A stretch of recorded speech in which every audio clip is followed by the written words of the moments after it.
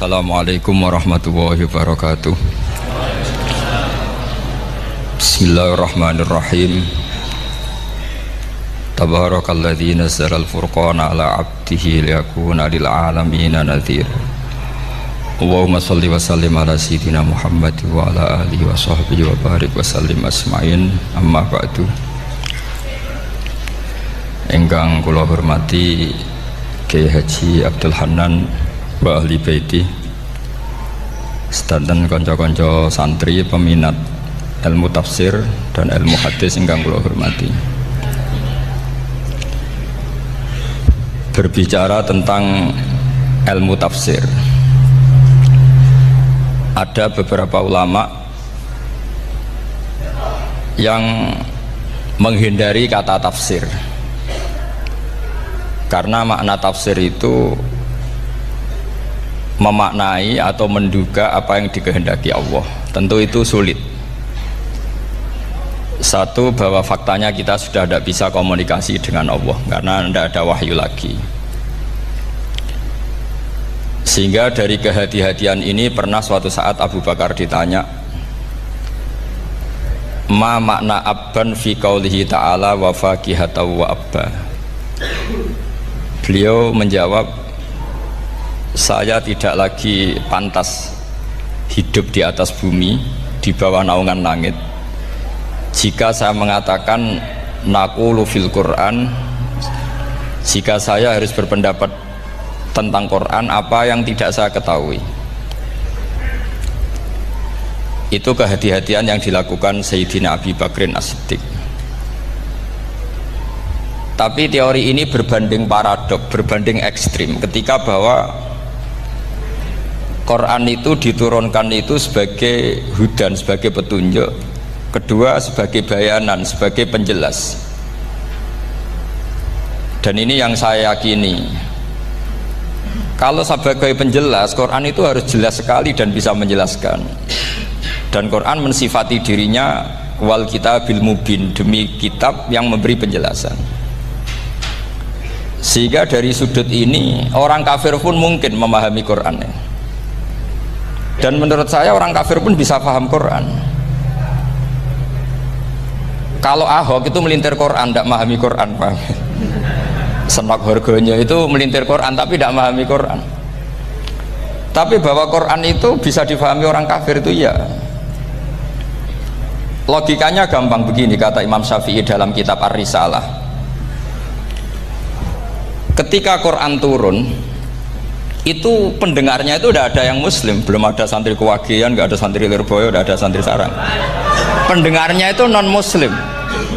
Nah ini sampai angen-angen, ketika Quran turun tuh pendengarnya muslim atau non muslim? Non muslim. Andai kan Quran itu turun tidak difahami orang kafir, maka lalu objeknya siapa, sasarannya siapa? Nah sebab itu akan aneh kalau kita yang mondok, misalnya ngaji Edkon, ngaji Alfiyah, ngaji Ulumul Quran, apa saja, kemudian Anda tidak paham Quran, padahal orang kafir saja bisa paham. Nah ini tantangan bagi kita. Sing kafir wis paham Quran, masa kita santri tidak paham Quran. Makanya begini, di antara awal-awal periode Makkiyah ada surat disebut Qul ya ayyuhal kafirun, katakan Muhammad ya ayyuhal kafirun, karena mukhotabnya atau lawan dialeknya Nabi adalah orang-orang apa? Kafir. Mereka paham ketika dijelaskan Quran, paham, dan sebagian mereka menjadi mukmin karena paham. Itu termasuk isi makalah yang saya utarakan di sini. Mereka tanya, ya Muhammad, siflana robbak amin dahabin amin nuhasin amin hajarin. Karena orang kafir jahiliyah itu punya tren yang namanya Tuhan itu fisik. Mereka punya Lata, punya Uzza, punya Hubal. Sehingga kalau Tuhan-Tuhan kita ini dari batu, Muhammad, katanya Anda punya Tuhan yang berbeda. Lalu Tuhan Anda ini dari emas atau dari perak. Turunlah ayat Qul huwallahu ahad Allahus somad. Lagi-lagi mukhatabnya adalah orang kafir. Makanya ini juga akhirnya jadi ilmu madhab, ilmu tentang firqah-firqah dalam Islam, bahwa kesalahan terbesar orang Khawarij sebagaimana yang dikutip Imam Bukhari. Nanti sama cari di juz 4 atau di juz 3, pokoknya di bab Babu Qitalil Khawarij, karena Imam Bukhari punya adat diulang-ulang. Kata Ibnu Umar yang dikutip Imam Bukhari, innahum intolaku ila ayatin nazalat fil kufar faja'aluha alal mu'minin. Orang-orang Khawarij atau kalau sekarang orang-orang radikalisme itu meneliti Quran, kemudian ketika ada kriteria manusia-manusia tertentu itu dianggap itu kenanya orang Islam, korbannya orang Islam, padahal awal mula ayat ini turun untuk orang kafir atau kritikan pada orang kafir. Ini cilaka betul, karena logikanya seperti yang dikatakan Imam Syafi'i, ketika Quran turun ini nggak ada orang Islam, yang ada orang kafir, sehingga mukhatabnya adalah orang kafir. Tapi ayat-ayat ini nanti dipakai Khawarij untuk mengcounter orang Islam, sehingga mereka mudah mengkafirkan kita karena pakai ayat yang dari awal Allah mengkafirkan orang kafir, sekarang ayat itu dipakai mengkafirkan orang Islam. Ini saking gebleknya orang apa? Khawarij. Makanya kata kitab Fathul Bari yang menyarai Bukhari itu, yang mendorong orang Khawarij seperti itu adalah jahluhum bisyariah. Memang mereka benar-benar bodoh, benar-benar goblok. Misalnya kita kiai atau kita ma'arif atau kita santri atau kita orang soleh, kemudian kita tidak bisa melakukan apa yang kita katakan, terus kita oke lah, kita kena kritik misalnya atakmurunan nasa bil birri wa tansawna anfusakum wa antum taslunal kitab, terus kita katanya bisa ngomong tapi tidak bisa melakukan, terus dikritik dengan ayat itu mestinya tidak tepat. Karena itu asbabil nuzulnya adalah orang-orang Yahudi, karena tahu bahwa sifat Rasulullah itu ada di Taurat, mereka menyuruh keluarganya itu masuk Islam, tapi mereka sendiri tidak mau Islam. Kemudian turunlah ayat atakmurunan nasa bil birri wa tansawna anfusakum wa antum taslunal kitab afala ta'qilun. Sekarang perbandingannya begini, misalnya ada orang Islam, taruh saja Zaid itu maling, ya maling, konsisten dia maling yang sampai tua. Terus menurut Anda Zaid yang muslim ini, muslim, Zaid itu muslim tapi maling, jangan bilang maling tapi muslim, dia itu ya. Kemudian Zaid bilang ke anaknya, "Cung, kowe aja dadi maling, dadi santri sing soleh, sing maling bapak tok." Ndak, ini menurut analisis usul fikih, ngomongnya Zaid itu benar apa salah? Benar kan? Nasihatnya ya benar, ngomongnya juga benar. Kamu tidak bisa ngeritik Zaid, kamu bisa ngomong tapi tidak bisa melakukan, tidak bisa. Fa'innal amro bil ma'ruf wajib, wal qawla bil ma'ruf ya wajib, wal qawla bil haqqi ya wajib. Jadi itu hal yang berbeda. Misalnya fa'innal amro bil ma'rufi wajibun, memerintahkan barang baik itu baik. Wa innal qawla bil haqqi ya wajib, mengatakan yang hak itu ya wajib. Berarti Zaid tetap kena khitab, kamu harus nasihati anak secara benar, kamu juga harus ngomong hukum secara benar. Lalu ketika Zaid ngomong hukum secara benar, cung ojo maling, maling itu dosa, cung ojo nerusno profesinya bapak maling, maling itu tidak benar. Dia berarti sudah melakukan dua kebenaran, yaitu ngomongnya benar, nasihatnya benar. Dia salah, perilakunya tetap maling. Tapi jangan karena dia maling lalu omongannya nggak salah juga, berarti salahnya malah tiga. Makanya ini pentingnya ngaji sama ulama, sama ahli usul fikih. Jadi tidak bisa dicampur adukkan. Zaid gagal dalam perilaku, tapi jangan gagal lagi di nasihat. Nanti kalau dia tidak nasihati, maka anaknya terus maling, alasannya niru bapaknya. Karena bapaknya kalau mau nasihati nanti disemprit sama santri-santri, "Pak, sampean ra oleh nasihati anak ora usah maling, sampean dhewe maling." Oh, tidak bisa, cara usul fikih itu malah yudroku kulluh, la yudroku napa? Kulluh, atau bahasa populernya al-maisur la yasqutu bil maksur. Misalnya kita sebagai kiai hanya bisa takrib, hanya bisa jurumiyah. Apa muda Fatul Mu'in cek abote, bulet, maknanya bulet.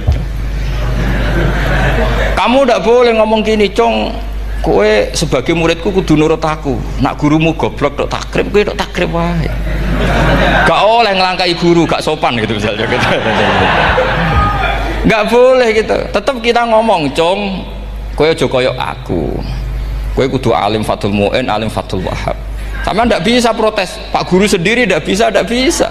Kebenaran tetap sebagai kebenaran meskipun kita ndak kuat melakukan atau ndak bisa melakukan. Lagi-lagi ayat itu sebenarnya ada untuk kita, untuk orang Yahudi, atamuruna nasa bil birri wa tansawna anfusakum wa antum taslunal kitab.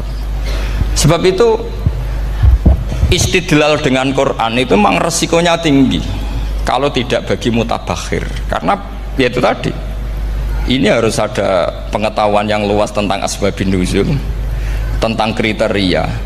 Nah kalau terpaksa, saya katakan terpaksa, kalau terpaksa kita iktibar itu boleh, tapi itu terpaksa, bahwa Allah mengkritik orang yang bisa ngomong tapi tidak bisa melakukan. Tapi itu secara usul fikih itu runyam, teori ini runyam sekali, fatal.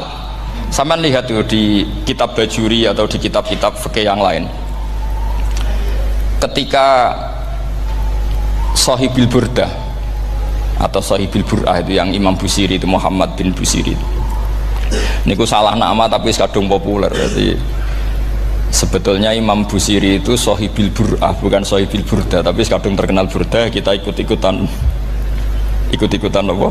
Burdah.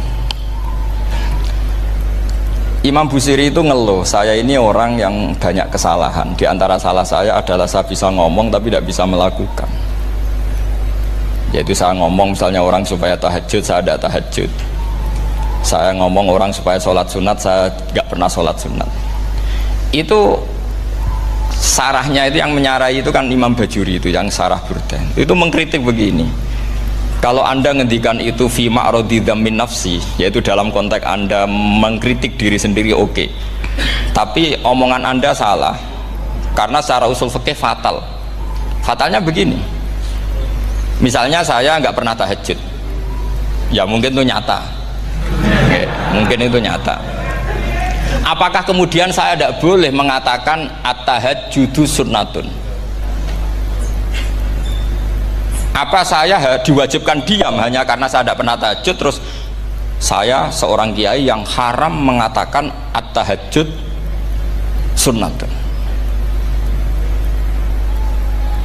Saya harus tetap mengatakan kalau tahajud itu sunnah. Saya kalau punya santri tetap saya bilang, "Cong, napas nganggur yuk tahajud itu sunat." Karena mengatakan kebaikan pasti bagian dari kebaikan itu sendiri.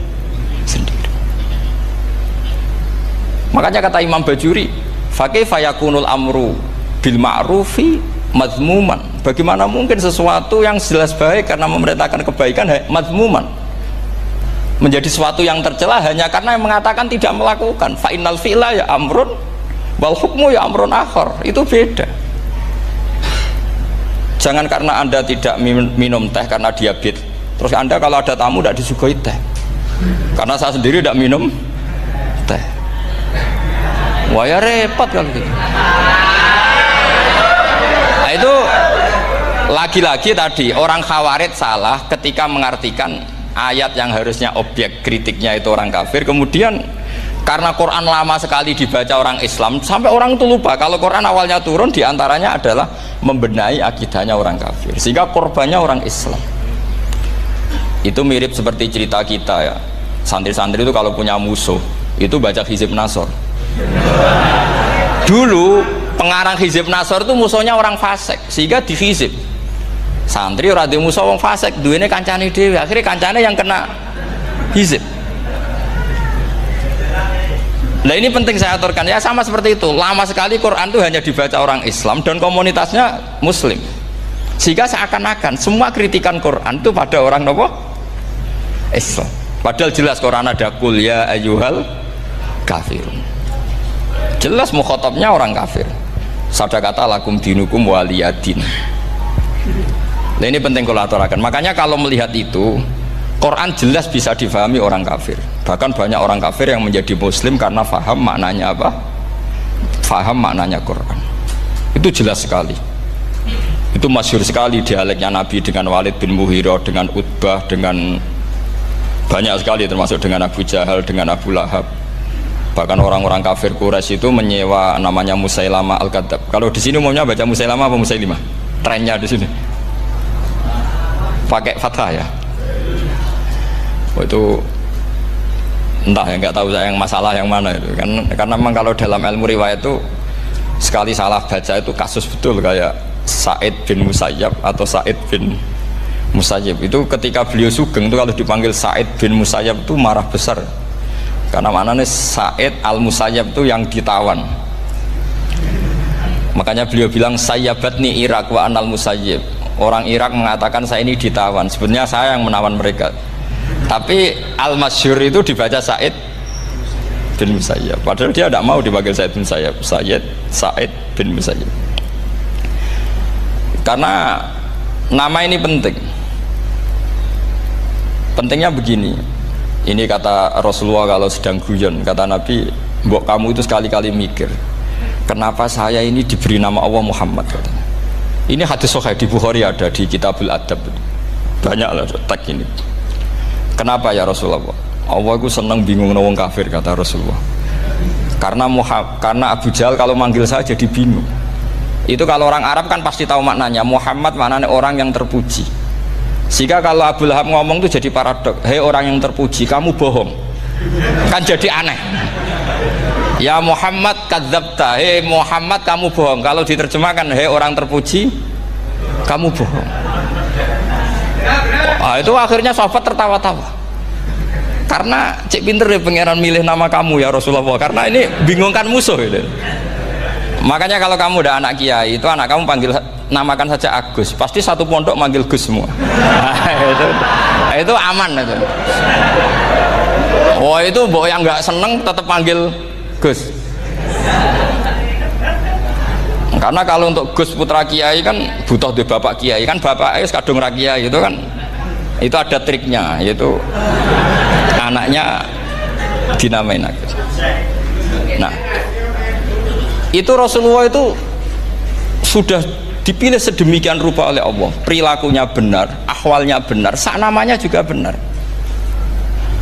sehingga ketika Abu Jahal, Abu Lahab tahu bahwa nama Muhammad ini problem, karena ini madah itu memuji, sehingga mereka kalau mencari Muhammad tuh bilang ainal madmum, mana orang yang tercela. Terus orang-orang Quraisy tidak paham kamu nyari siapa, akhirnya mereka bilang ana atlubu Muhammad, dan saya cari Muhammad, akhirnya bilang Muhammad lagi. Nah itu, nah Quran juga main di ranah nama, sehingga Abu Jahal itu namanya kan Abul Hakam, orang Islam dari awal memanggil Abu Jahal, karena kalau sampai kita manggil Abul Hakam kita akan mengalami paradok, ya Abul Hakam, hei bapak dari semua kebijakan, kamu begini kan kacau. Makanya itu dari sini orang nggak boleh salah apa? Salah nama. Ini penting kalau aturakan, karena kadang menganalisis Quran itu satu bilisanin arabi mubin, kata Imam Syafi'i, wa innahu latanzilu rabbil alamin nazala bihir rohul amin ala qalbika litakuna minal mundzirin bilisanin arabi mubin. Di antara, kata Imam Syafi'i ini, di antara aturan pokok memahami Quran adalah dia malian bil arabiyah, dia sangat-sangat menguasai bahasa Arab. Itu masyhur dalam dialog Imam Syafi'i. Saman kalau ngaji takrib atau Fathul Mu'in, syarat sahnya tayamum lil musafir itu apa? Tolabul ma', mencari apa? Air. Sampai kalau di takrib dicontohkan, kalau di tempat atas nyari ke bawah, kalau ke bawah nyari ke atas. Imam Syafi'i ditanya, kaifa taqulu bi syartit tolab, bagaimana anda berpendapat bahwa tolabul ma' itu wajib untuk menjadi sahnya tayamum? Terus Imam Syafi'i faqara'a falam tajidu ma'an, kamu pergi kemudian falam tajidu ma'an, kamu tidak menemukan air. Terus Imam Syafi'i mengatakan la yuqalu liman lam yatlub lam yajid wa innama yuqalu lam ya'rif, katanya. Orang yang nggak pernah mencari itu tidak bisa dikatakan lam yajid, tidak menemukan. Kalau belum mencari namanya tidak tahu. Padahal Quran bilang kamu pergi kemudian kamu tidak menemukan air. Tidak menemukan itu berarti harus mencari dulu, baru dikatakan lam yajid, tidak menemukan. Kalau tidak pernah mencari namanya tidak tahu. Hanya gitu tok itu jadi ilmu bahwa tolabul ma' itu wajib, karena Allah mengatakan falam tajidu ma la yuqalu liman lam yatlub lam yajid wa innama yuqalu lam ya'rif. Orang dikatakan tidak menemukan berarti setelah mencari kemudian kesimpulannya tidak menemukan. Kalau belum mencari namanya apa? Tidak tahu. Nah, dari sini Imam Syafi'i istidlal wajib tolabul. Ini namanya malian bil arabiyah. Dia menguasai bahasa Arab. Begitu juga ulama-ulama sufi. Itu ada cerita Aba Yazid Al-Bustami, itu ada muridnya baca ayat wasiqal ladzina taqaw rabbahum ilal jannati zumara. Orang-orang takwa itu digiring menuju surga. Itu dia nangis. Muridnya kaget. Ini guru saya tidak benar, ini ada cerita surga tapi dia malah nangis karena ayatnya itu digiring. Terus kata Abu Yazid, mereka itu di mana saja, masa ke surga aja butuh digiring? Ke surga itu kan nikmat, ngapain butuh digiring? Saya tidak mau, kata dia. Abu Yazid itu gak mau digiring ke surga, itu gak mau. Muridnya kan tambah kaget, memangnya mau neraka kan gitu pikirannya itu. Ternyata beliau jawabnya sederhana, saya pas itu sudah dekat sama Allah sehingga tidak perlu digiring. Kemudian saya sudah panitia kiamat pas itu, jadi nggak perlu digiring. Nah ini nanti penting jadi satu aturan ilmu ulumul Quran. Saya di rumah itu istiqomah ngajar Qawaidul Asasiyahnya Said Muhammad yang dulu ditulis abahnya Zubdatul Itqan oleh Said Alawi. Kemudian Zubdatul Itqan itu tentu dari kitab Itqan. Terus Said Alawi dulu ngarang kitab Faidul Khobir, sarahnya Faidul Khobir sama Sayyid Muhsin Al-Musawab, dulu dari Padang tapi hidupnya di Mekah. Saya dulu talaki sama Mbah Mun. Itu ternyata ada ayatnya, innal muttaqina fi jannati wa nahar fi maq'adi sidqin 'inda malikim muqtadir. Sekarang sampean saya tanya, menurut Anda semua orang kena hisab enggak? Enggak, sampean jawab saja. Menurut Anda ketika di mahsyar semua orang kena hisab apa enggak? Pasti kita menjawab iya. Tapi kata Said Muhammad itu keliru. Enggak kebayang orang seperti Nabi kena hisab. Pasti yang kena hisab itu orang-orang yang enggak jelas. Nah, misalnya Nabi jelas baiknya, harusnya ya langsung nggak kena hisab. Karena tidak mungkin seorang saksi kok diaudit, tidak mungkin. Lo saksi itu di pengadilan kan nggak tersangka, nggak terdakwa, dia tidak boleh diintervensi oleh hakim. Nah, Rasulullah ketika kiamat, ketika fil mahsyar, fi faslil qada itu jelas, fa kaifa idza ji'na min kulli ummatin bisyahidi wa ji'na bika ala haula'i syahida. Rasulullah sudah dekat Allah, pas mahsyar itu ada Allah, ada Rasulullah, ada Jibril. Kemudian Nabi itu mengidentifikasi, ditanya sama Allah, bener mat ini umatmu? Ya, niki umatmu ya. Kalau yang nggak jelas ya Nabi lama jawabnya. Makanya kamu jangan jadi orang nggak jelas. Nah, itu kalau sekali nggak jelas itu Nabi lama sekali jawab. Nah, artinya begini, yang kena hisab itu meskipun kata Said Muhammad, meskipun Dhahirul Quran itu menetapkan asbata umumal hisab, tapi zahirnya Quran yang sama juga menafikan hisab. Itu karena nggak mungkin, nggak kebayang kita malaikat berani menghisab afdhalul khalqi. Sama bisa bayangkan malaikat mengaudit Rasulullah SAW, ahabbal khalqi ilallah, kepen cilaka mencit ya.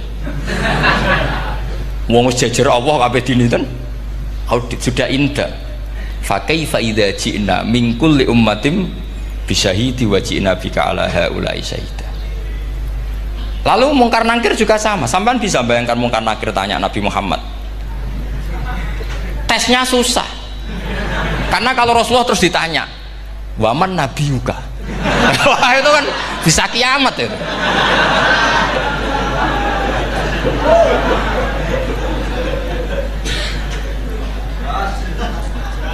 Paham ya?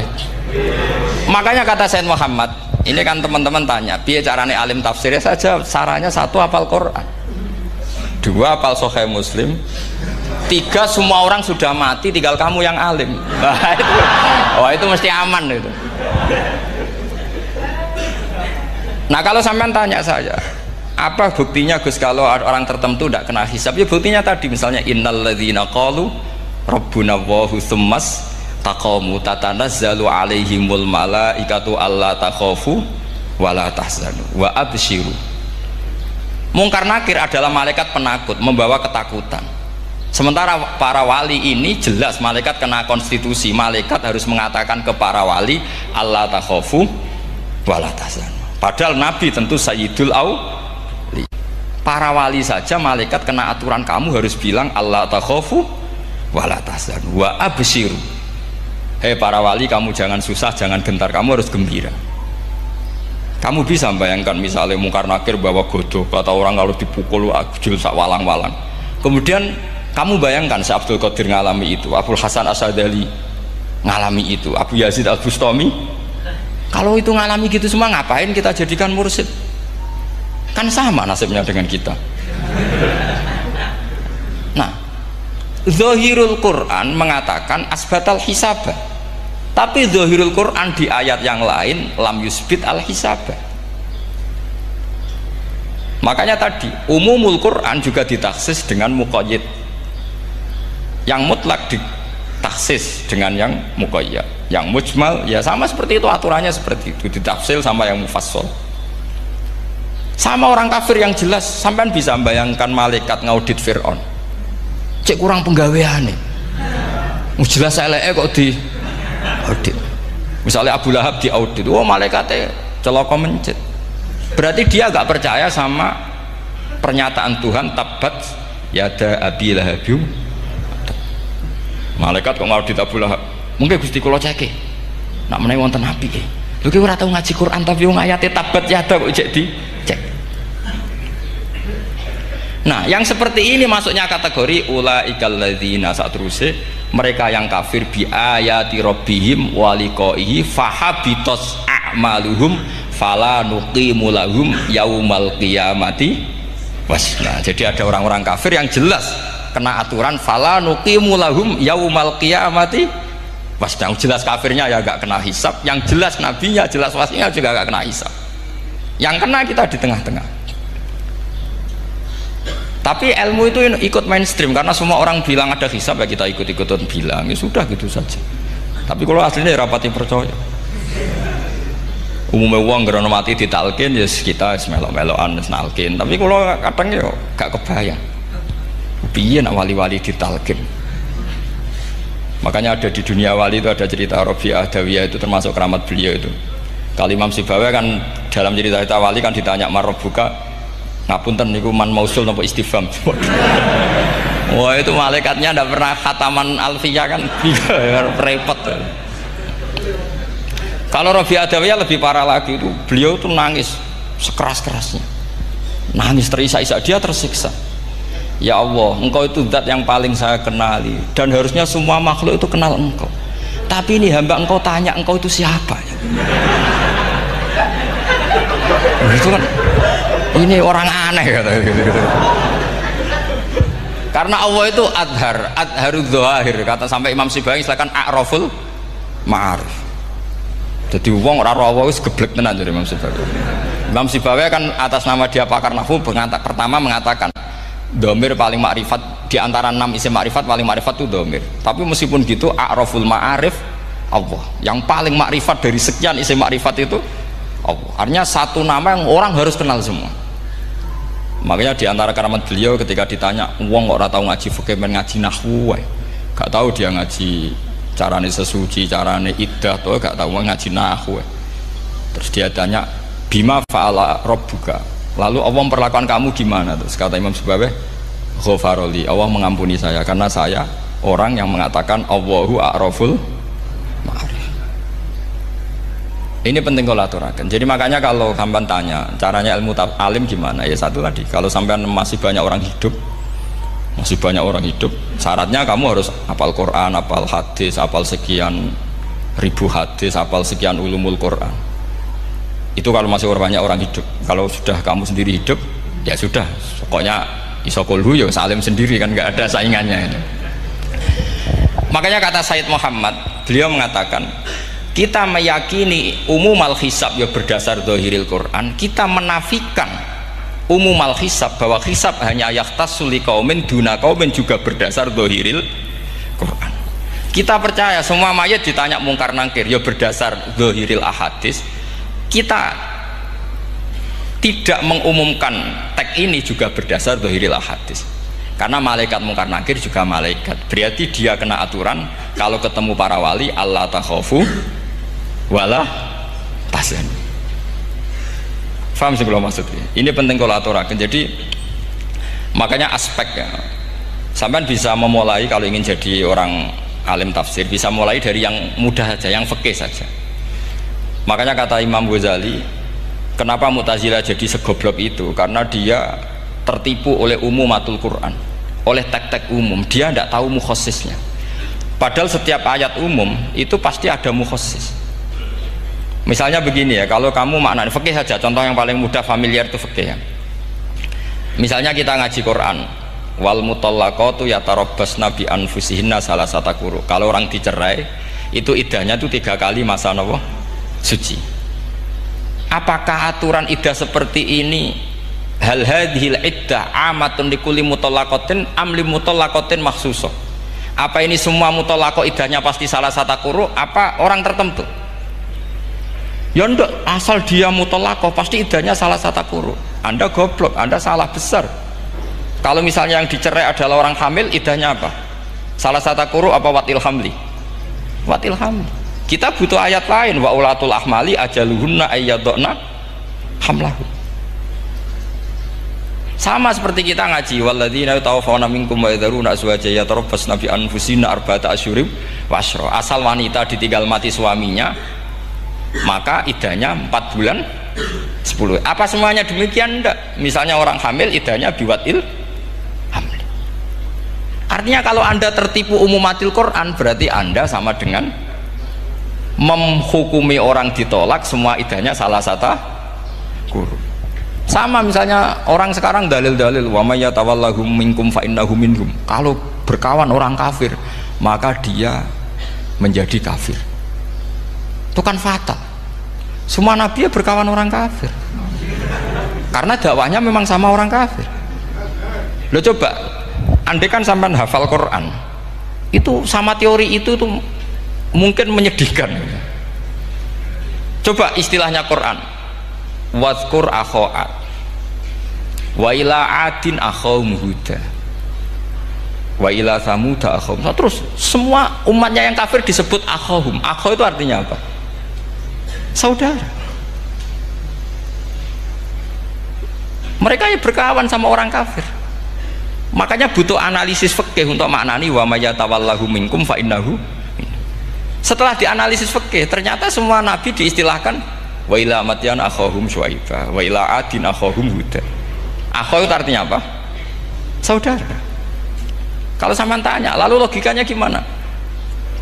Kata kitab-kitab kan wa in kana dasarin fajanibhu suratan. Kalau ada teman buruk, jauhi. Kalau teman baik, temani. Kalau cara usul fikih gampang. Kancanan maling dosa, wong kok kancane maling. Tapi nak dakwai maling apik kan? Aku ora ngancani kok dakwai dandani, selesai kan? Ngancani maling elek, nak dakwai maling apik. Demenan rondo elek, nak didik apik kan, itu seperti itu. Nah, ini penting kalau aturaken. Nah di sini ini makanya NU itu punya sejarah panjang, banyak wali-wali yang jadab, yang coro zahir itu kancanan wong fasik-fasik. Orang syariat bingung, ini wali kok berteman orang fasik. Ya kalau kamu bahasakan teman ya masalah, kalau kamu bahasakan ini binaan, enggak, sama jawab saja. Kalau dibahasakan teman masalah, enggak masalah kan, tapi kalau dibahasakan itu binaan, selesai kan? Sama, Nabi berkawan orang kafir itu enggak karena berkawan, itu binaan Nabi. Memang Nabi itu jadi Nabi, objeknya adalah mengislamkan orang kafir.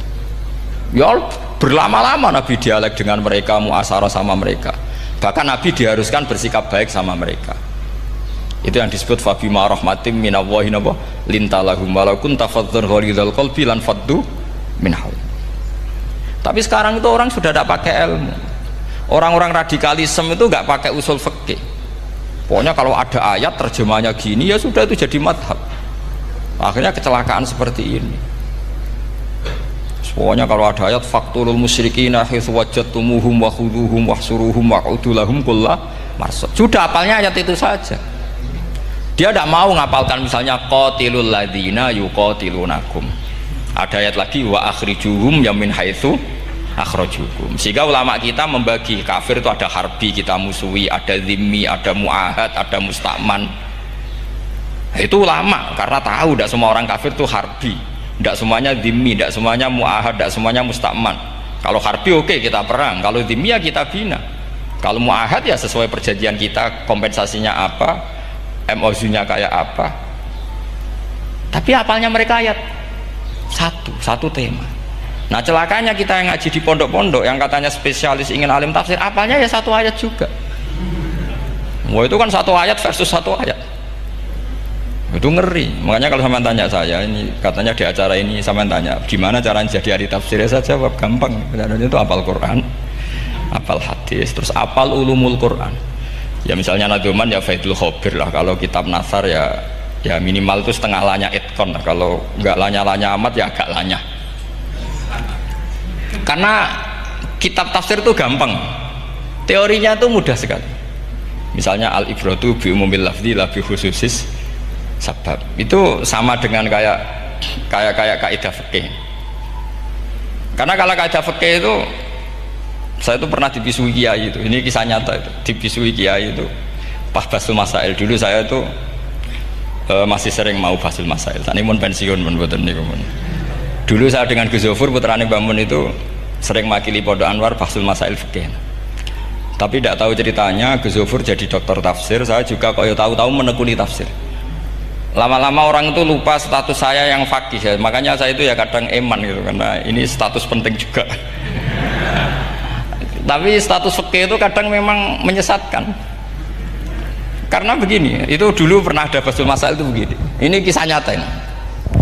Ada desainer baju putri untuk putri, anak putri. Kemudian desainer itu menciptakan satu celana pendek misalnya, atau celana seperempat.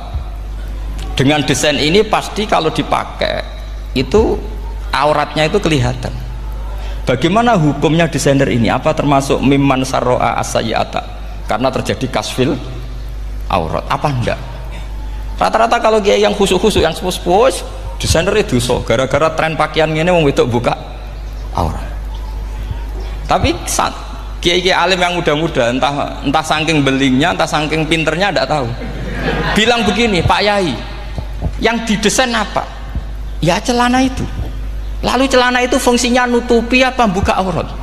Ya nutupi. Lu kan lumayan urun nutupi. Kalau haram ya dicopot. Lu kan malah parah itu. Bingung kayaknya. Sampai bilang gini kan. Wah semane. Itu kan makanya ini guyon ilmiah. Repotnya ngadepi orang alim muda itu kan mbok gedhingi ku ilmiah, mbok senengi fasih.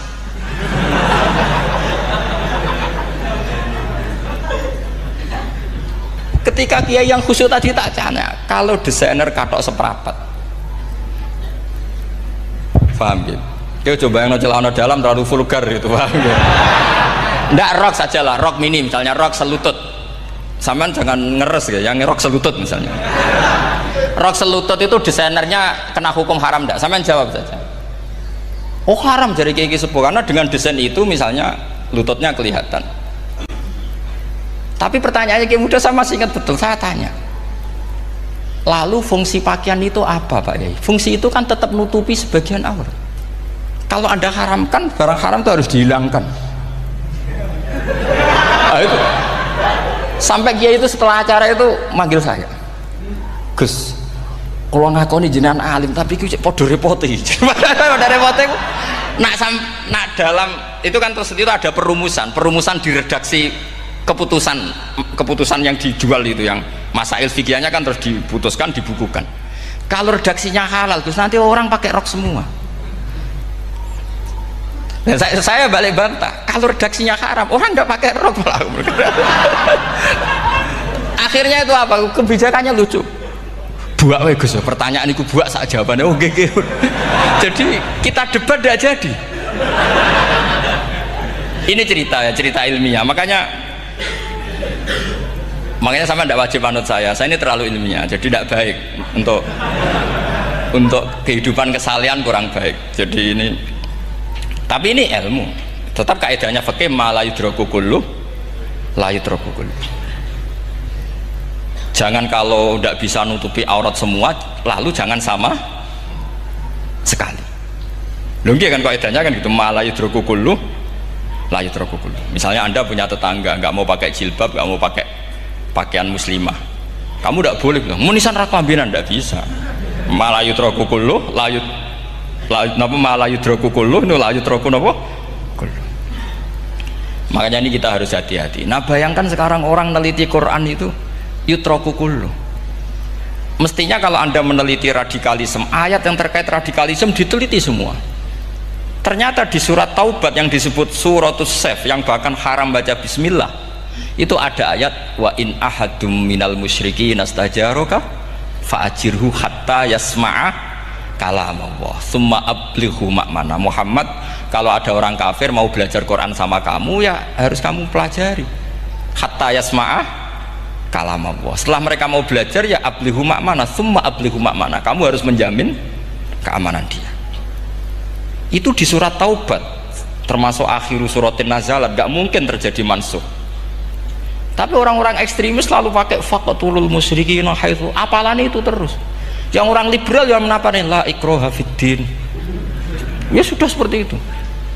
Sing orang-orang ora tegas, ora tau nahi mungkar, ya ma arsalnaka ila rahmatal lil alamin, ngono terus. Yang kelompok tukang nahi mungkar ya ayatnya amen nahi mungkar. Saya tuh heran, kenapa mereka punya masalah dengan hafalan kayaknya. Kenapa sih hafalannya kok pedot itu? Kita yang hafal semua bingung jadi.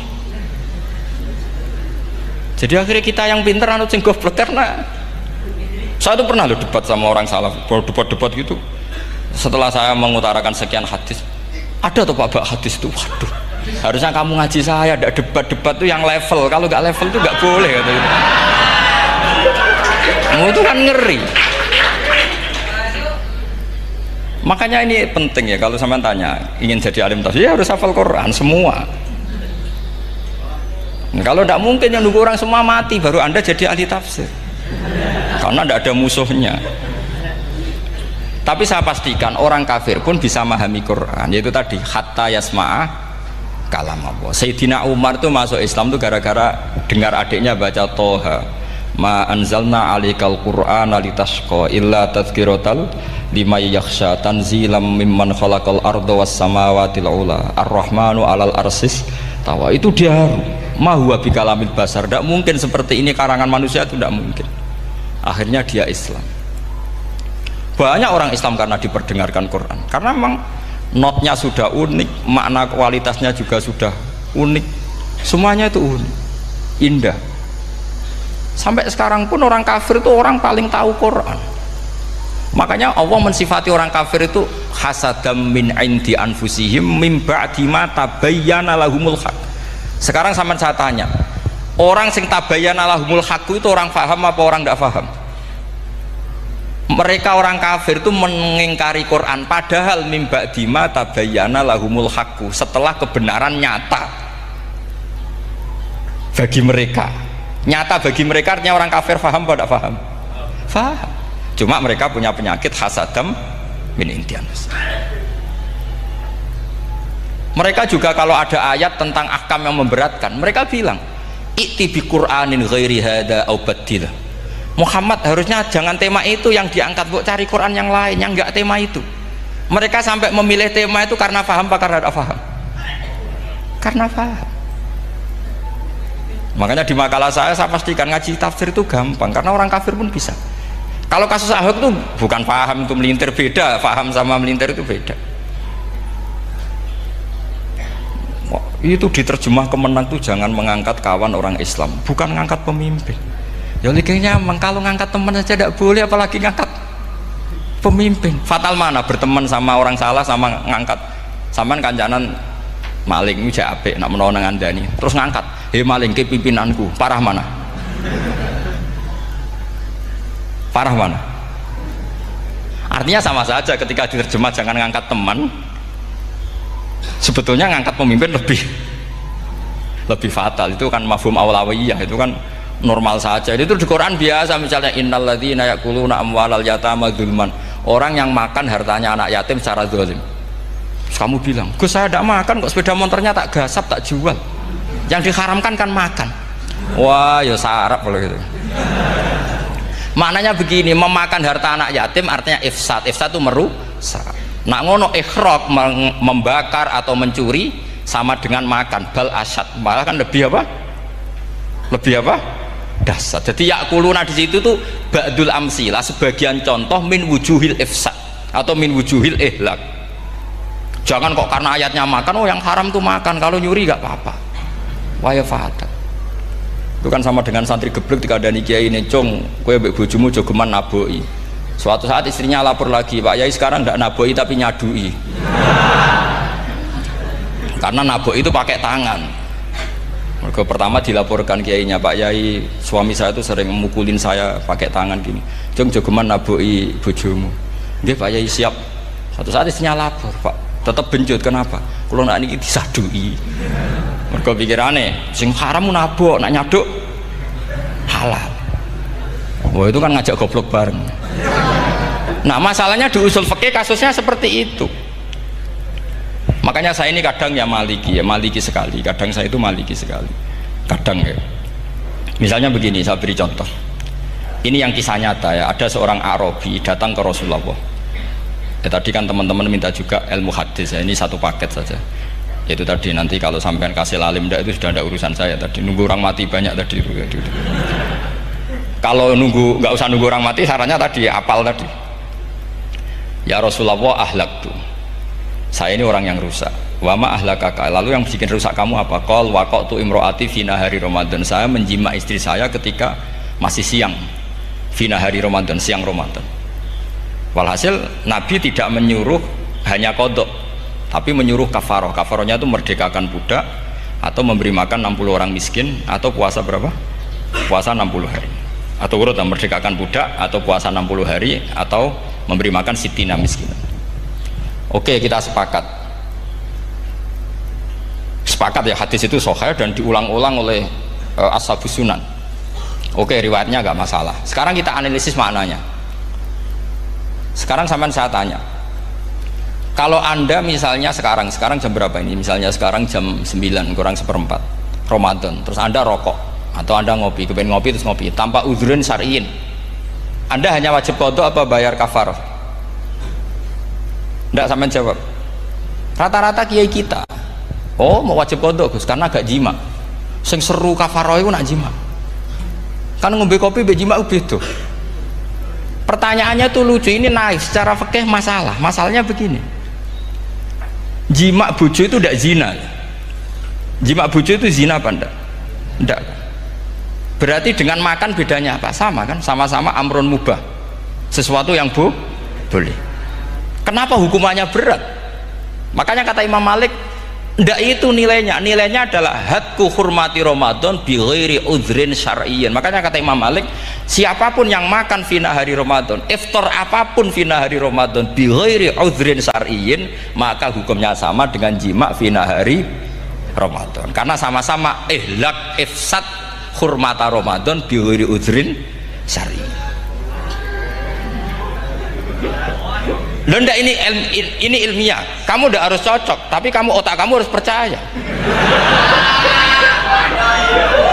Loh iya kan, beda kan. Saya secara nafsu tidak cocok, cek berarti. Tapi ilmiah saya setuju. Kalau kiai kandhani itu kan pasti pakai badul amsilah, kan nggak mungkin semua contoh disebut. Jong penak melaku-melaku jogeman delok wedok iku mari setan. Mboten delok Mbah, nyekel lho malah parah to. Ndak bisa. Makanya ini masalahnya lafat. Ini kembali ke Imam Syafi'i bilisanin arabiyyim mubin. Ketika seorang kiai bilang cung jogeman delok cah wedok adalah mengungkapkan al-muharramat. Bukan mentaksis yang haram itu hanya melihat. Saya ulang lagi ya, ketika seorang kiai bilang cung jogeman delok wedok sing haram, itu semangatnya adalah melawan keharaman, bukan mentaksis yang haram hanya delok. Itu di Quran normal semua, di semua lugat ya biasa. Itu kan sama seperti misalnya seorang bang ngasih uang cucunya, cung tak kayak duit 100.000, cung gue tuku es. Terus kowe muni ngono. Nak ragu tuku es haram iki kan ngongkone tuku es. Lah kepen putumu mati kan nyeben 100.000 nggo tuku es. Ya mulai dulu istilahnya nak bange ke ibu tuh jong 100.000 nggo tuku es. Cara wong kuno. Nah, maksudnya iku wis pokoke umume cah cilik senane es cuma nyebut. Ya sudah seperti itu. Sama seperti Quran menghentikan begini. Ini memang salate yang fikih dulu, yang pokok-pokok. Di antara yang enggak boleh dikawin adalah wa antasma'u bainal ukhtaini illa ma qad salaf. Kamu enggak boleh menikahi Sri dan Zainab, kakak beradik. Sudah sepakat nggih? Fi nikahin wahid enggak boleh al jam'u bainal ukhtain. Jadi mbaknya kamu kawin, adiknya kamu kawin fi nikahin wahid. Tapi nak ngeduni boleh, berarti kan dengan waktu yang berbeda. Quran hanya menyebut itu. Kemudian Rasulullah zaman Sugeng itu hanya nambahi wala binal mar'ati wa ammatiha wala binal mar'ati wa kholatiha, juga agak boleh menikahi ponaan plus buliknya, baik bulik dari bapak yaitu ammah maupun bulik dari ibu disebut apa? Kholah. Kemudian ulama fikih merasa ada yang kurang, ditambahi lagi dua perempuan yang andekan yang satu itu lelaki kok haram nikah, berarti haram jam'u fi nikahin wahid. Misalnya cucu rabibahnya boleh enggak? Enggak boleh kan? Berarti kalau sampai mengumpulkan cucu dan mbahnya fi nikahin wahid juga enggak boleh. Tapi orang yang waras itu tidak akan nyalahkan Quran ketika tidak lengkap. Wa antasma'u bainal ukhtain ila ma qad sal, ini tidak lengkap. Yang haram kan tidak hanya jam'u bainal ukhtain, termasuk mengumpulkan cucu dan mbahnya. Karena Quran nggak mau dengan logika tidak waras, itu tidak mau. Taruh saja orang itu rata-rata mbahnya kan umur 70 tahun, cucunya umur 17 tahun. Kebayang nggak kamu nikahi sehingga adekan boleh bareng, mesti kamu milih bareng. Makanya Quran hanya bakas wa antasma'u final ukhtain, karena yang mungkin masih menggugah selera itu dua. Tapi kalau cucu sama mbahnya itu, kalau ada yang masih selera kan ya sarap itu. Tapi fikih sebagai kaidah tetap menerangkan termasuk yang haram jam'u adalah bainal mar'ati wajad datiha. Paham juga maksudnya? Artinya ketika menyebut itu tidak jaminan merangkum semua hukum, tapi ba'dul amsilah. Fa'innal akila yaktafiya bi isyaratil ba'di, karena orang kalau punya akal diisyaroi sebagian sudah paham. Ini penting kalau aturakan. Jadi ini penting. Nah bayangkan sekarang banyak gerakan-gerakan ahli Quran katanya, tapi nggak memahami ilmu usul fikih. Quran ra ono ya wis. Nang Quran ra ono cerita harame asu, nak ngono asu ya halal. Ora ono Qurane.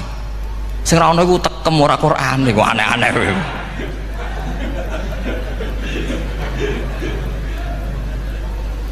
Itu kan sama. Terus sampean misalnya tadi jam 09.00 Ramadan tambah uzurin syariyin terus mangan mie rokokan, itu kan melecehkan Ramadan biguri uzurin syariyin, karena melecehkan hurmata Ramadan kena sanksi separah itu. Jangan kamu terus bilang tapi Nabi hanya bilang masalah jima final Ramadan. Jima istri itu hukumnya itu tidak zina, hukumnya itu mubah, sama dengan makan. Ini cara madhab Maliki, tapi kita alhamdulillah madhab Syafi'i. Ya itu masalahnya. Berhubung itu menguntungkan sami'na wa ta'na. Nah, itu. Tapi saya sendiri dalam konteks ini, saya itu ya sangat-sangat Syafi'iyah, sangat-sangat Syafi'iyah. Dalam banyak hal sangat-sangat Syafi'iyah. Tapi dalam banyak hal kadang-kadang saya ya Maliki. Ya, itu kan kalau sampean tanya kenapa gitu, ya hikmah baca banyak saja. Karena yang Syafi'i itu ya karena bacanya hanya Syafi'i, itu bukan fanatik, itu keterbatasan. Jadi itu beda, itu namanya tidak fanatik, itu keterbatasan. Itu beda sekali. Jadi kita harus ngaji yang banyak. Saya termasuk utang ya sama Imam Syafi'i itu baca kitab Ar-Risalah. Itu kitab yang kadang satu ulama baca sampai 500 kali.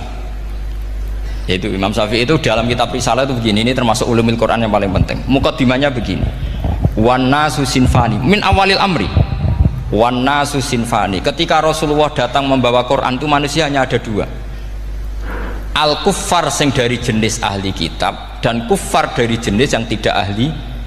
Bahkan tidak ada orang Islam zaman itu. Pertama Nabi jadi Nabi itu adakah pendengarnya yang Muslim? Kan tidak ada, semuanya ahli kitab. Makanya susah kalau Quran kamu analisis korbannya orang Islam itu. Kata Ibnu Umar itu lucu, dulu tuh mukhatabnya itu orang kafir, jelas kuliah ayyuhal kafir. Ya ayuhan nasu ubudu rabbakum alladzi khalaqakum. Jelas orang kafir. Karena orang Islam nggak mungkin dikhatabi ubudu rabbakum. Makanya Imam Suyuti kalau nafsir itu ngeper ubudu rabbakum wahiduhu. Tapi kalau mukhatabnya orang Islam dawimu alal ibadah atau dawimu alat tauhid. Karena dia tahu kalau mukhatabnya orang kafir ubudu ya masih wahidu. Kalau sudah Islam kok dikhitabi ubudu mudawamah alal ibadah. Itu saking alimnya Imam Suyuti. Ini saya teruskan. Kalau mukhatabnya itu orang kafir ahli kitab, itu kemungkinannya ya dua cara mereaksi Quran, yaitu disebut lam yakunil ladzina kafaru min ahlil kitabi wal musyrikina munfakina hatta ta'tiyahumul. Jadi lam yakunil ladzina kafaru, jelas kafaru itu umum.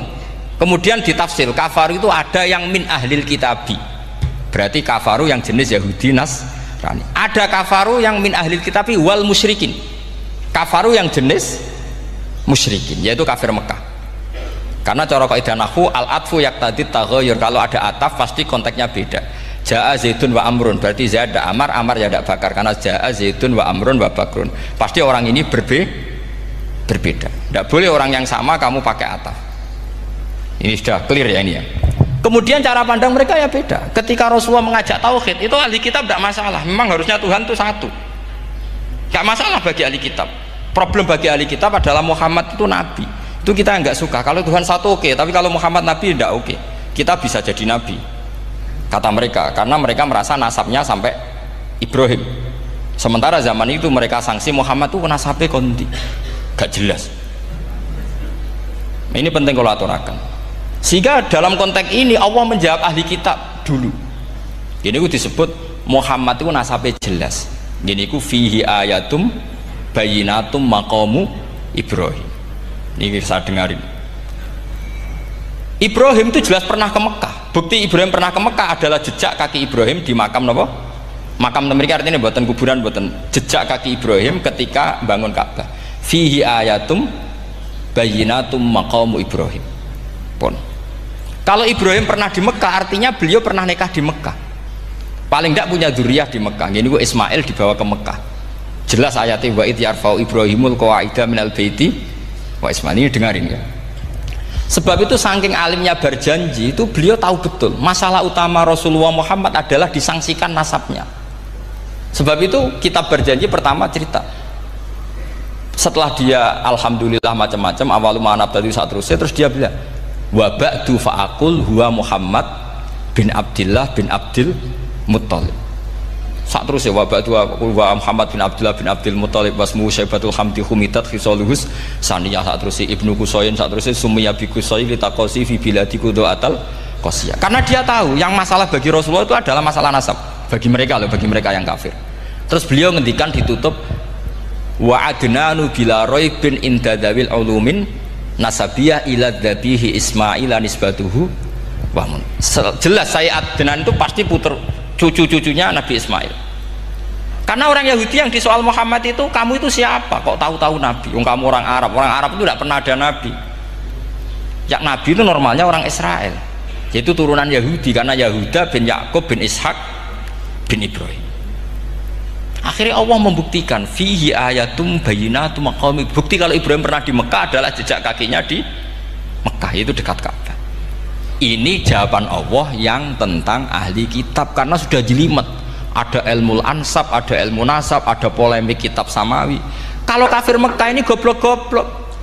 Ketika Rasulullah pakai teori tauhid, orang kafir Mekah itu sangat gobloknya bilang gini, Muhammad, kita ini urusannya banyak, utang kita banyak, kasus saya banyak, kok Tuhannya satu itu tidak cukup? Yaitu mereka mengatakan aja'alal alihata ilahau wahida inna hadza la syai'un ujab. Bagaimana Tuhan hanya satu? Urusan kita banyak, masalah kita banyak, Tuhan nggak boleh satu, harus banyak sejumlah urusan kita. Ada Tuhan BPKB, Tuhan macam-macam lah, ada Tuhan kredit, Tuhan kas, macam-macam lah kan. sesuai sebanyak urusan kita. Mereka tanya aja alal alihata ilahau wahida, masa Tuhan satu, inna hadza la syai'un ujab, ini aneh. Tapi Rasulullah dengan sabarnya, kalau yang seperti ini Allah menjelaskannya beda dengan yang pertama, karena tadi orang kafir itu bisa min ahlil kitab, bisa wal musyrikin. Lam yakunil ladzina kafaru min ahlil kitab, ada yang wal musyrikin. Semuanya ini tidak pernah munfakina hatta ta'tiyahumul bayyinah. Mereka tidak pernah tercerabut dari pikiran mereka, dari mainstream mereka, sampai ada bayyinah. Bayyinah itu kejelasan kebenaran atau benar yang begitu jelas.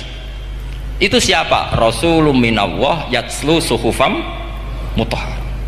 Akhirnya Nabi sabar. Saking sabarnya Nabi itu ngomong gini, ya di khalayak umum, mukhatamnya ya kafir semua.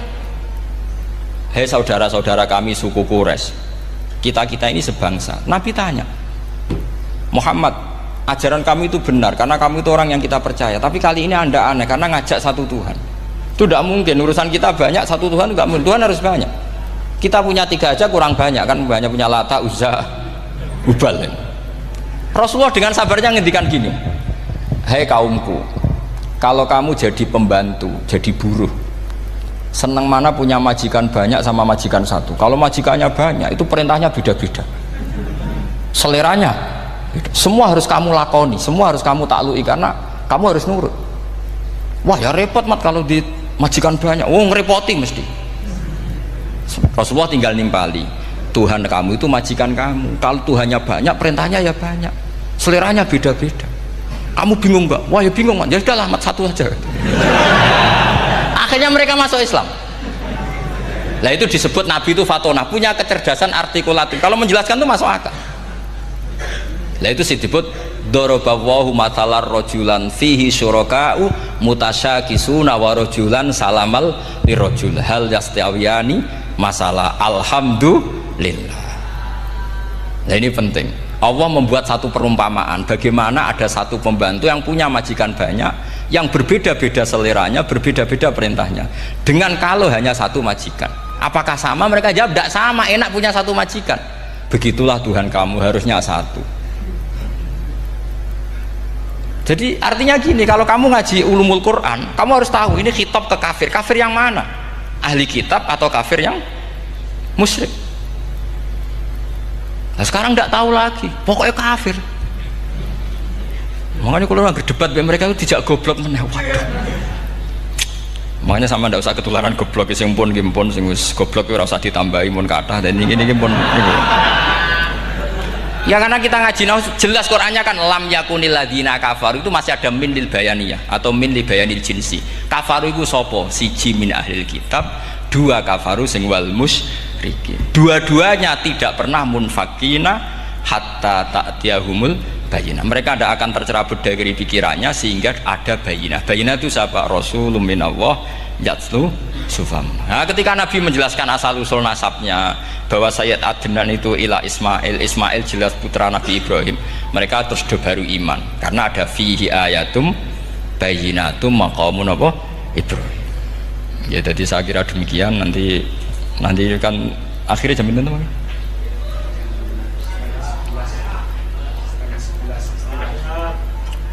Oh, ini jam pinten istiwa? Nggih, terus saya pikir niku nggih. Kalau misalnya tadi ada tanya jawab, itu tanya jawab carane ngalim saja kan. Itu lebih realistis. Karena kalau sampean iskal, misalnya saya iskal dengan ini kan malah bingung kan. Kalau kamu terkenal pinter, iskal kita gobloke. Nah wis pinter kok iskal gitu. Jadi saya niru ilmunya Abu Nawas. Abu Nawas sudah bisa pidato. Nggak bisa pidato, suatu saat dipaksa pidato sama khalifah itu. Hei para hadirin, kamu pinter apa goblok?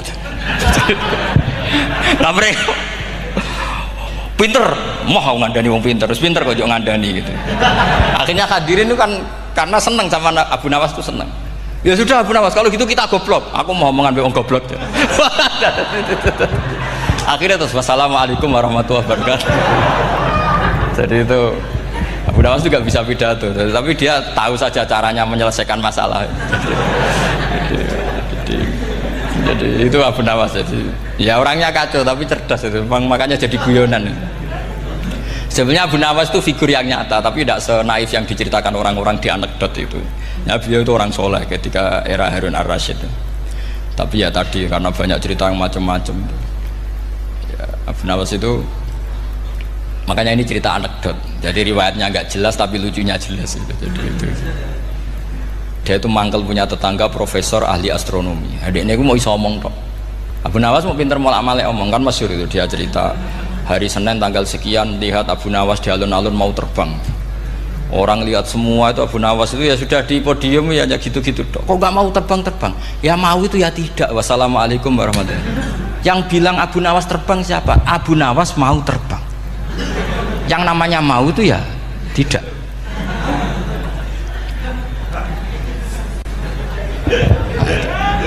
Pernah dia itu lomba sama Harun ar-Rasyid, siapa paling banyak pengunjung rumahnya di alun-alun. Harun ar-Rasyid bikin khemah, dia bikin khemah. Tentu cerita ini bohong, yakini ini bohong, makanya ini bohong tenang. Makanya ini anekdot, hanya guyonan. Harun ar-Rasyid karena dia raja itu ada apel, ada makanan macam-macam. Ya tentu pengunjungnya banyak. Batas akhir itu penilaian jam 12 malam. Abu Nawas tenang, satu pun nggak ada pengunjung, nggak ada makanan, nggak ada apa. Pas jam 12 rumahnya dia, kemahnya dibakar, orang ke dia semua. Tit menang dia karena jumlahnya, bahkan Harun ar-Rasyid itu datang ke kemahnya dia karena lombanya kan pengumpulan massa terbanyak. Tit jam 12. Harun ar-Rasyid pikirannya santri ya guys, sugoi jajan nggak mesti teko, pikirannya gitu. Abu Nawas pikirannya beda, jenis ono kebakaran pasti datang. Wes dihitung biaya khemah sama hadiahnya banyak hadiahnya. Yang ahli falak ini punya ilmu yang rasional, yang pinter sekali. Dia ilmuwan bahwa bumi itu bulat-bulat. Nah saya lagi tren meyakini bumi flat, ini yo kacau nih. Mau gara-gara penjelasan sing sepihak. Ini wong nganggur. Lah wong ilmuwan kok sentimennya perkara wedi duit. Nggak boleh ilmuwan menyebut sentimen apa? Uang. Akhir bumi itu bulat-bulat. Jadi kalau Anda jalan ke timur terus nanti ke titik yang sama. Abu Nawas paham karena dia memang nggak ahli sains gitu. Suatu saat si profesor ini kemalingan, malingnya melayu ngetan. Minta tolong sama Abu Nawas, kejarlah maling itu. Kemana? Ke timur. Dia ngejar ke barat. Ditanya sama profesor, saya udah bilang larinya maling itu ke timur, kalau kejar ke barat nanti ketemu di titik yang sama. Jadi, akhirnya profesornya ngerti, oh ngenyek tuh ya, kira itu. Jadi nah khawatir saya nanti kalau santri-santri tidak pinter ilmu terus pilihannya ilmu kayak Abu Nawas, jalan pintas tadi. Karena belajar falak jelimet, belajar faraid apa jelimet, ada aul, ada roh, terus semua ada masalah yang ruwet-ruwet, terus akhirnya mau olah bicara. Ini musibah, inna lillahi wa inna ilaihi raji'un. Itu tidak boleh. Quran tidak mengajarkan itu. Quran tetap mengajarkan ilmu meskipun ada nilai seninya. Ya tadi nilai seni tadi, misalnya Allah mencontohkan dorobawaw masalah rojulan fihi syuraka. Terus kedua uniknya Quran itu begini. Setelah dipikir itu nyata-nyata lebih detail. Misalnya begini. Ketika Allah mencontohkan ba'udah itu nyamuk. Itu orang-orang kafir itu bilang gini, ya Muhammad, Tuhan Anda kehilangan stok ilmiah. Sehingga contoh itu enggak yang dahsyat tapi sekedar nyamuk. Wong nyamuk kok digawe contoh. Mbok ya contoh itu dinosaurus, tak jerapah, tak apalah yang keren itu. Mosok contoh apa? Nyamuk. Terus Allah menjelaskan innallaha la yastahi ayyadriban apa? Matsalam ma. Contoh apa saja? Apa saja itu ditafsiri ba'udatan fama fawqaha, entah itu nyamuk, fama fawqaha atau yang di atasnya nyamuk. Maksudnya di atasnya itu filkillah atau fisighor, atau yang di atas nyamuk yang lebih kecil ketimbang nyamuk. Sekarang saya contohkan kata Rasulullah, contoh yang kecil saja, nggak usah bikin nyawa, nggak usah, itu terlalu mustahil. Seorang pemahat patung, terus kamu pesen, Pak aku gak eno patung gajah, mesti muni sanggup. Tak muni, Pak gak eno patung gajah, ukurannya ya semestinya gajah, oke. Tapi Pak aku gak eno patung nyamuk, ukurannya ya sak nyamuk, kira-kira sanggup apa enggak? Artinya ketika Allah gawe nyamuk itu lebih sulit ketimbang gawe gajah, apa lebih mudah? Lebih sulit. Karena nyamuk yang sudah kecil, dia punya alat kelamin terus seberapa juga? Alat kelaminnya juga tetap harus ada lubangnya, terus seberapa juga?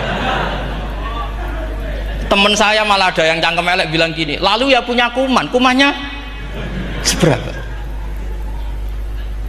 Nah ini pentingnya ngaji akal. Kamu jangan hanya bilang, wow dinosaurus, jerapah, seru nyamuk. Nah karena orang sudah ada itibar dengan nyamuk, didatangkanlah nyamuk banyak. Sebenarnya nyamuk banyak itu mergo mangkel, gak diperhatikan itu. Makanya terus. Lah ini saya tahadus binemat, istri saya itu sering protes. Istri saya kalau manggil saya Gus karena orang Jawa Timur. Itu sama-sama jagongan itu, saya itu tidak pati sering digigit, namun ya digigit tidak sesering sampean, itu jelas. Terus saya tanya, Gus punya doa apa, kenapa tidak pati begitu digigit nyamuk? Saya bilang, karena saya sudah tahu hikmahnya nyamuk. Jadi harusnya dia sudah tidak nyerang saya, kata saya itu. Makanya ini ijazah, agak mandi salah sampean gitu. Karena tadi logika yang terbangun gitu. Kalau Allah bikin gajah, melubangi belalai gajah itu masih masuk akal. Bahkan saat kita bikin patung masih bisa. Tapi kata tadi nyamuk itu sudah kecil, harus punya usus, harus punya alat kelamin, harus punya telur.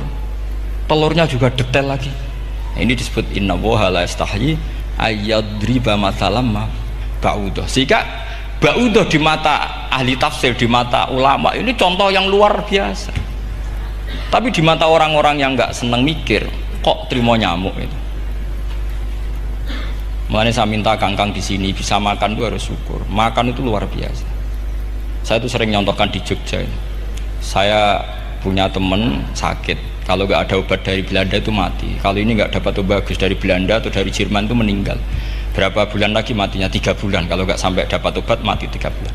Oh masih mandi obat yang di Jogja, apa itu makan atau minum? Kalau orang tidak minum tidak sampai 3 bulan sudah mati. Boy orang itu mikir seperti itu. Tapi kita ini kalau obat dari Jerman, dari Belanda itu hebat. Kalau enggak kita mati sebulan lagi, 3 bulan lagi. Allah bikin obat pada kita tiap hari, yaitu kita bisa makan, bisa minum. Itu kalau sekali nggak makan 5 hari bisa mati sama. Tapi kita kan ngakan tuh hal yang biasa. Nak duit iso utang terus dianggap biasa. Ini kalau ulama masalah besar. Punya otak seburuk itu tuh masalah besar bagi ulama.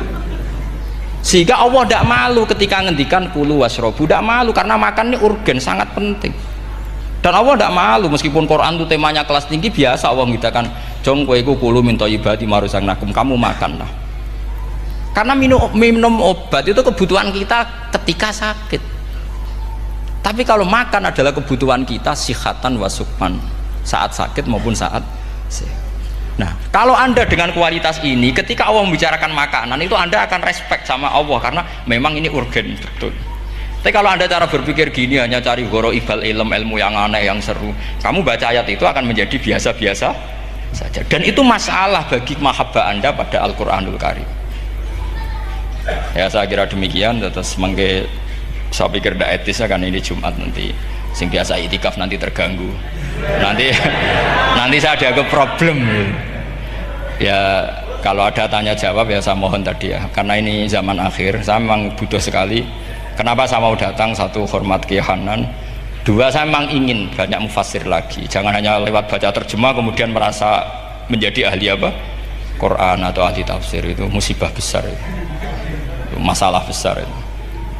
Ya pokoknya saya mohon lah ya setidaknya gitu. Misalnya orang kafir, kamu cari saja orang kafir, ternyata ada yang harbi, ada yang dhimmi, ada yang mu'ahad, ada yang musta'man. Lalu dalam tarikh ada kafir Yahudi, kafir Nasrani, kafir ahli kitab. Kalau di fikih ada kafir yang lahum kitabun, ada yang tidak lahum kitabun.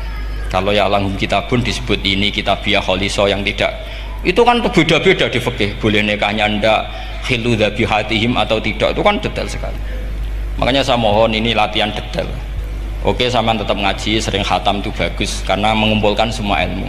Tapi sampean harus menganalisis secara apa? Saya dulu ngaji Mbah Mun Muslim ya kilatan. Tapi saya ngapalkan sama Gus Subab. Gus Subab putranya Mbah Mun, dulu muridnya Said Muhammad. Saya itu tak pelajari lagi di rumah. Tak analisis lagi setelah besar sampai sekarang karena ya itu beda. Kita selalu Rabbi zidni apa? Ilma. Misalnya begini contoh ya, contoh. Kita mungkin tahu maknanya ayat tertentu itu begini, misalnya begini, faqula lahu qawlan layyinan la'allahu yatadzakkaru aw yakhsha. Musa dan Harun, jika kamu datang ke Fir'aun, maka kalau ngomong, kalau dakwah itu qaulal layyinan, dengan dakwah yang halus. Nggih, qaulal layyinan. Ini bagi yang ekstremis harus baca dialek ini. Ini kisah nyata yang diceritakan Habib Zain bin Semit ketika ngarang Al-Manhajus Sawi, juga diulang-ulang di beberapa kitab. Suatu saat ada ustadz corong Jawa Kemelinti datang ke Harun Ar-Rasyid. Harun Ar-Rasyid ini Banil Abbas, termasuk zuriyahnya Abdullah bin Abbas. Karena Harun Ar-Rasyid sebagai khalifah tentu salahnya banyak, namanya pejabat pasti salahnya banyak, meskipun kebaikannya juga banyak, tapi salahnya juga banyak. Kalau kita kan tidak pejabat, salahnya tidak banyak, tapi prestasinya juga tidak banyak. Ya kan, misalnya ada tamu Raja Salman, katanya hormat tamu wajib, kamu kan tidak bisa hormat karena dia juga tidak mau dihormati kita kan. Nah terus si ustadz tadi datang begini, saya itu masih hafal teksnya, ya Amirul Mukminin, inni nasihun lak famusyaddidun alaika fala tajidanna ala nafsika fi nafsika aliyya syai'an. Saya ini mau nasihati Anda, tapi saya maaf sekali karena nasihat saya ini kasar sekali. Musyaddid itu kasar, keras. Fala tajidanna fi nafsika aliyya syai'an, saya mohon jangan dimasukkan hati lah, makanya terjemah bebasnya jangan masukkan hati. Katanya Harun Rasyid langsung marah, uskut ya jahil, kamu itu ustadz bodoh, kamu tidak boleh keras sama saya. Dia masih bantah, saya keras sama Anda karena Anda salahnya banyak. Terus apa kata Harun Ar-Rasyid? Inna wa ta'ala qad arsala man huwa khairum minka ila man huwa syarrum minni wa ma'adzalika qala ta'ala faqula lahu qaulal layyinan. Allah mengutus orang yang jelas lebih baik ketimbang kamu, yaitu Musa dan Harun. Musa dengan ustadz ini baik mana? Tidak, sama jawab saja. Baik Nabi Musa kan? Ilaman huwa syarrun minni. Fir'aun dengan Harun Ar-Rasyid buruk mana? Buruk Fir'aun. Itu saja masih dengan etika faqula lahu qaulal layyinan. Musa dan Harun kamu harus sopan. Ndak wae Fir'aun wajib sopan, ndak wae aku ra sopan.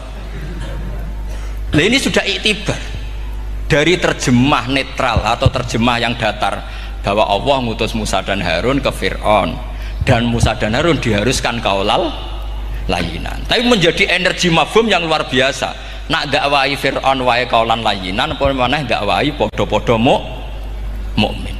Makanya kata Harun Rasyid, uskut ya jahil, inna wa ta'ala qad arsala man huwa khairum minka ila man huwa syarrun minni wa ma'adzalika qala ta'ala faqula lahu qaulal layyin. Ya saya kira demikian, saya kembalikan ke moderator.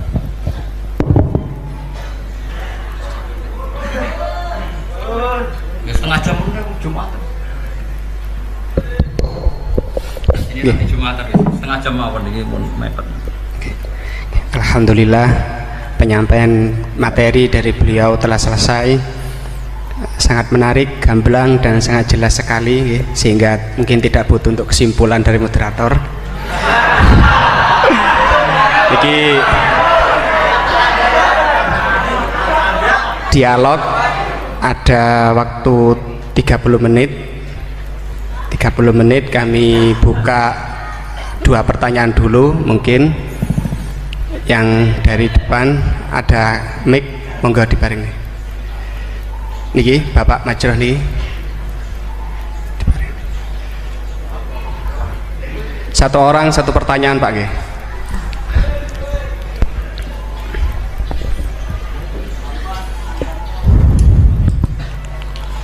Terima kasih waktunya. Kepada Kiai Ahmad Bahauddin Nur Salim, saya mau bertanya mengenai tadi yang disampaikan bahwa setiap umumul Quran pasti ada mukhassisnya. Ketika dilihat zaman sekarang ada kelompok liberal yang mencoba untuk mengamandemen Al-Quran dengan tidak mengkaitkan konteks zaman dulu, malah mengkaitkan dengan konteks zaman sekarang. Ambil contoh dalam permasalahan ibadah haji, mereka ingin merubah haji wukufnya nggak cuma di bulan Dzulhijjah tetapi di bulan Syawal pun juga boleh. Nah, jadi sudut pandang panjenengan gimana masalah apakah memang bisa keuniversalan Al-Quran itu pada zaman sekarang dibuat sesuai konteks sekarang. Itu saja. Sampun? Nggih. Nggih. Penanya kedua, monggo.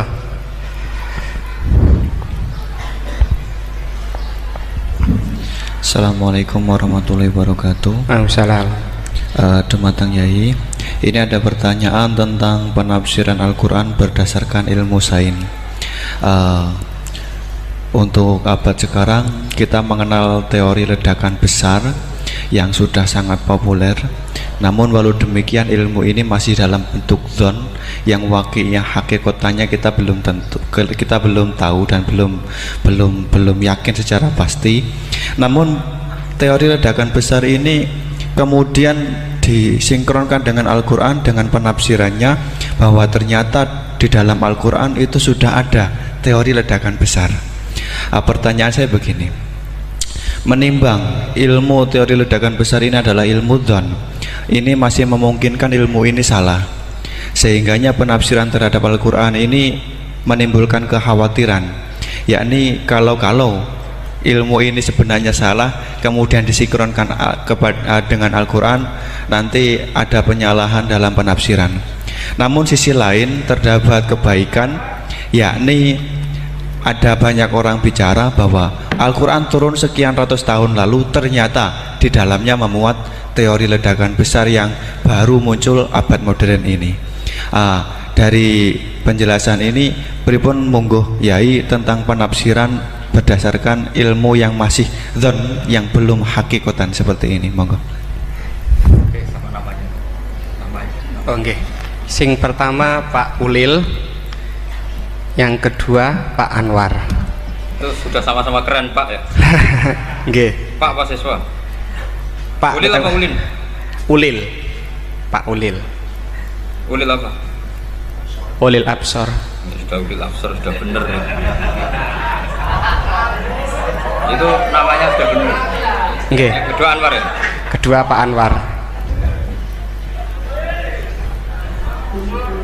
Enggak, sudah gitu dulu.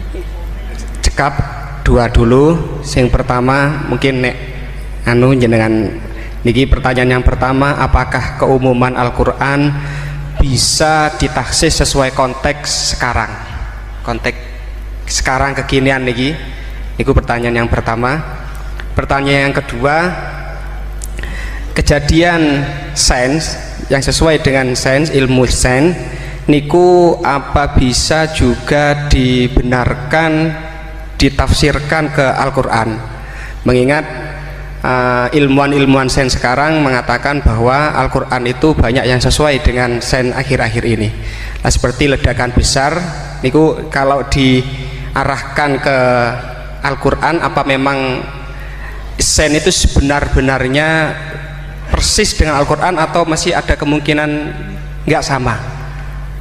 Hafal Quran tuh? Buatan apa belum? Tapi hafal juz 30. Nggak betul. Ya, ini relax saja ya. Memang saya ulang lagi, memang syaratnya tuh hafal Quran tadi. Enggak, karena begini, saya berkali-kali berdebat sama orang-orang liberal. Sekarang saya tanya, mereka kan senang sekali ya mengutip ayat la ikraha fiddin, bahwa dalam agama itu tidak perlu pemaksaan. Sebetulnya ayat itu jelas ada terusannya, qad tabayyana rusydu minal ghayy. Yang benar tentu begitu jelas, terpisah betul begitu jelas, yang benar ya benar, yang salah ya salah. Sehingga kita tidak perlu memaksa orang, misalnya 2 ditambah 2 itu 4, terus kamu paksa, kalau nggak mengatakan 4 tak penjara, itu tidak perlu. Kalau orang waras pasti bilang 2 tambah 2 4, 1 tambah 1 2. Kebenaran la ilaha illallah itu seperti itu, kebenaran yang begitu nyata sehingga tidak butuh dipaksa. Jadi sebetulnya la ikraha fiddin itu konteksnya, karena kebenaran benar-benar sudah punya eksistensi yang nyata, untuk diakui itu tidak butuh pemaksaan. Orang seluruh Indonesia kan bilang 1 tambah 1 itu 2, nggak usah diintimidasi nanti ditangkap Pak Gatot gitu. Ya tidak perlu. Makanya terusannya ayat lah, repotnya sekarang santri-santri kalau pidato khitobiah di pondok-pondok ya diputus kayak orang liberal, la ikraha fiddin. Itu belum wakaf, masih qad tabayyana rusydu minal ghayy. Paham yang saya maksud ya? Sehingga kadang Nabi itu ngendikan secara ekstrim. Misalnya mangqala la ilaha illallah dakhalal jannah. Siapa yang meyakini la ilaha illallah nanti pasti masuk surga. Entah kapan pasti masuk surga. Kalau belum ya antri masih, tapi pasti lah. Terus Nabi sempat ngendikan itu hadis sahih, wa in zana wa in saraka, meskipun pernah punya masa lalu, zina itu fi'il madhi, pernah punya masa lalu, pernah zina, pernah maling. Itu sampai 3 kali sahabat protes. Tapi saya berkali-kali ngomong di ngaji di Jogja, di Bojonegoro, di rumah ngomong, kebenaran yang absolut, kebenaran yang hakiki tidak bisa terganggu oleh perilaku sosial. Bukan masalah seakan-akan hadis ini membolehkan zina, itu tidak mungkin. Inna wa la ya'muru bil fahsya, Allah tidak akan nyuruh hal yang buruk. Tapi saya beri satu logika, satu analogi.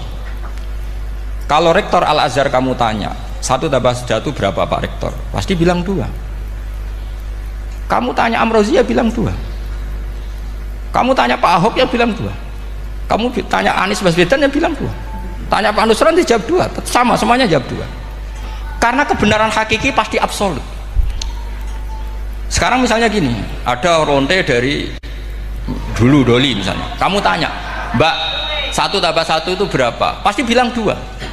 Jangan kamu mentang-mentang imam masjid, saya tak jawab 3, saya kan imam masjid, masa sama dengan lonte? Tidak bisa, kebenaran absolut itu pasti sama.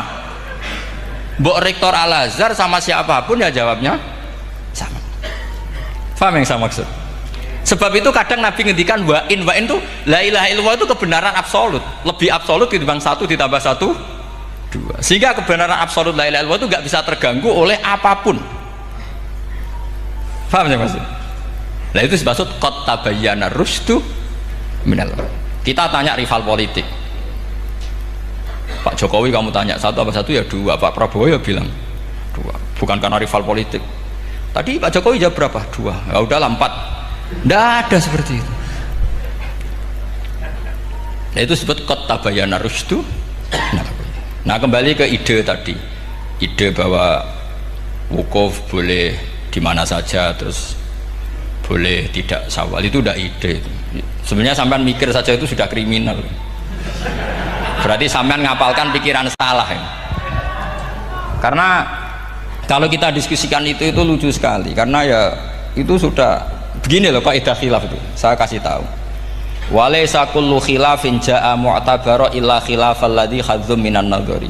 Tidak semua khilaf itu dianggap satu khilaf, satu perbedaan pendapat kalau kualitasnya nggak sama-sama mutu. Kalau yang satu nggak mutu itu nggak dianggap khilaf, nggak level. Itu tadi misalnya Imam Ghazali ngendikan begini, qala al-Ghazali gini-gini, pasti saingannya ya qala Nawawi atau qala Al-Qurtubi atau qala siapalah. Jangan qala al-Ghazali terus kamu saingi menurut Ustadz dari Solo, dari Jogja, wah ya udah level, masa Imam Ghazali disaingi. Itu ya, aturannya seperti itu. Ini jelas Rasulullah sendiri yang ngendikan al-hajju arafah, bahwa syarat sahnya haji adalah wukuf, dan Nabi menyebut arafah. Tentu kita tidak pernah memperbandingkan apa yang disabdakan Nabi dengan yang jadi pikiran mereka itu. Kalau mereka alasannya karena orang bergumul di situ, di Mina, di Arafah, gara-gara waktunya sama, titiknya sama, terus terjadi kematian gini. Apa yang nggak wukuf di Arafah itu hidup semua. Itu kan kayak dalilnya orang rokok mari cepat mati. Oh, sing rokok ya mati. Orang-orang jil juga mati. Orang-orang liberal yang pikirannya katanya ingin menyelamatkan kehidupan juga pada akhirnya mereka mati. Mendingan mati di Arafah, keren di tanah suci. Bodoh usah begitu. Sebenarnya begini loh, mereka itu menjadi salah karena nggak mau ngaji fikih secara serius. Saya itu menyesal sekali ya, kenapa sih orang wukuf itu kok dungani suwira barbar itu mang sakiliane. Boy dongo itu yakin pangeran apian sediluk tetap dituruti gitu aja, gak usah lama-lama. Ya kata hikam kan gitu, ngelingno pangeran udah suwi-suwi, sing perlu dielingno sing iso lali, pangeran iso lali kok amen mbok elingno wae kan gitu cara madzhab hikam. Makanya kata madzhab hikam kan gitu, wa inna ma yunabbahu man yajuzu alaihil ikhfal, yang boleh diingatkan yang mungkin lupa, tapi kalau masih ingat ya sudah tidak usah diingatkan lagi. Doa itu sekali saja. Saya ini termasuk korban kitab hikam. Loh, saya itu berkali-kali ke Mekah, itu saya kalau dongo itu pertama di multazam berdoa.